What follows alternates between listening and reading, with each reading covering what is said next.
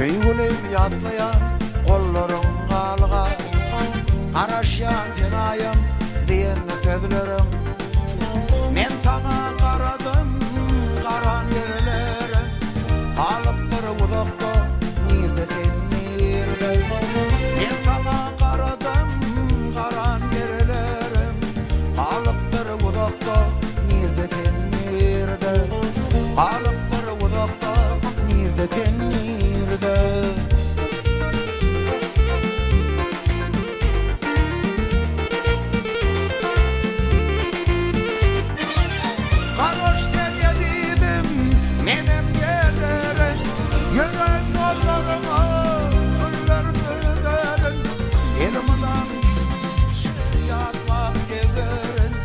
Ömrümün kunşatı nirde ten nirde.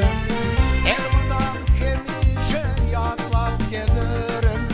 Ömrümün kunşatı nirde ten nirde.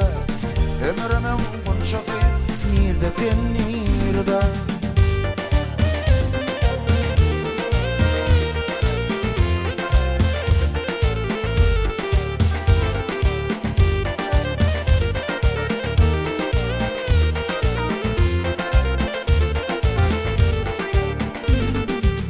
Aşık ben feygöleyim karayan taştan, geceler uklaman gözlerim yaştan. Boykamda yededen tempen feygöleyim, aramadı uzaklar nirde ten nirde. Boykamda yededen tempen feygöleyim, aramadı uzaklar nirde ten nirde.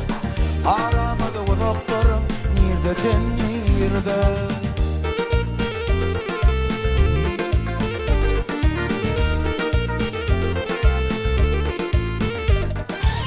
Karoşken yediydim menem geliren, Yürgen yollarımı güller güderen.